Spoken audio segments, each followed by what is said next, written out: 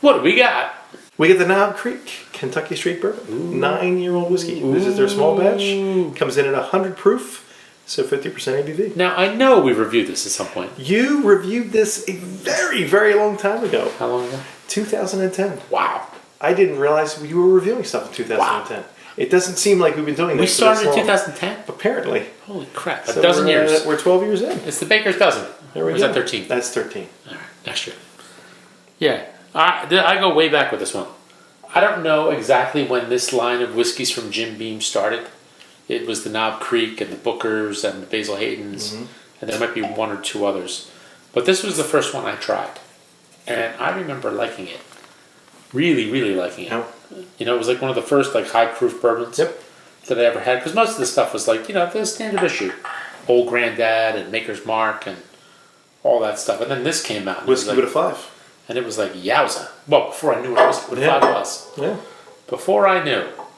Now, speaking of that, now Booker's was the first cast strike whiskey I ever had. Right.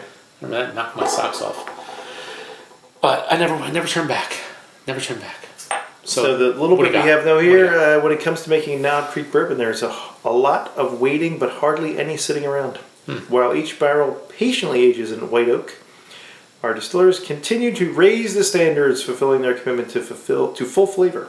The result, an unflinching balance of deep pre-Prohibition-style bourbon with a robust oak taste complemented with smooth flavors. I'm not going to tell you what the flavors are. Okay. That'd be leading the witness. Don't lead the witness. Then you'll yell at me again. Sir, cheers. You already took my line. I don't know what else will happen. Now this, a bit bakery.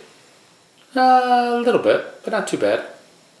It lets you know there's whiskey in the glass. You know what it smells like? Bourbon. Love. Bourbon. Magic. You know, it's like a cocktail in a glass. I get like these like nice little notes of like maybe like a lush cherry, some like orange peel, little brown sugar. I get a little floral note too. Do you? A little bit of floral. floral. Aren't you fancy? Floral note. Is it a magnolia? It's a steel magnolia. Steel magnolia. What is a steel magnolia? You're just a mean person. Yes. You bring the worst out of me. What can I tell you? You winning already? Jesus, what you doing? Shots? You want a pickleback? That was almost whiskey through the nose. Sorry. As opposed to whiskey with a 5? Boy, that's nice. Now the mash bill is supposed to be 75% corn, 13% rye, 12% barley. I don't know if that's still the mash bill. That's the mash bill that I wrote about.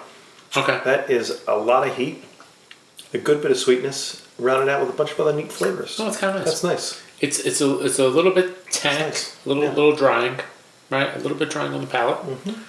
Not overly hot though. Maybe we're just used to like higher proof whiskey now. So I don't feel like I remember the first time I had this and it was like, woo! It was fire in the hole. But that's not the case. It still lights up your mouth. You're still good. By the way, speaking of fire in the hole and Kentucky, remember Justified on FX, right? It was based on an Elmore Leonard story. The story was called Fire in the Hole, and it was because there used to be because Raylan and Boyd Crowder, the two main characters of the show, were coal miners for a while, and Boyd was sort of explosives. He liked explosives a lot, so he would always yell, "Fire in the hole." He'd like to see things go boom. Yes, he did. Nice. So anyway, that's really nice. That's got a good bit of caramel, a good bit of citrus, a nice finish. Nothing wrong there at all. This is very nice. I mean, I bought this in the past many times. I remember liking the rye also. It's a good whiskey. It's a good sauce. Nice. And the flavor profile, I would think there was more rye in it than they say. Yeah. But like we were talking in the previous one, a lot of the flavors that you think are rye, it's really just the corn. Yeah. Or the barreling that throws that in there. Mm-hmm. There's a little bit of sharpness and the sweetness is a little dumbed down when if it's 75% corn, you think it'd be sweeter. Yeah.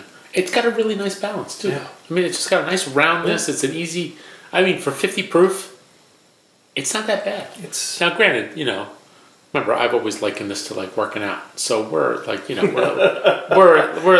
benching 300 right now. We're vets. Yeah, I think we're pros here. I think we're definitely pros, but it's good stuff. I like it.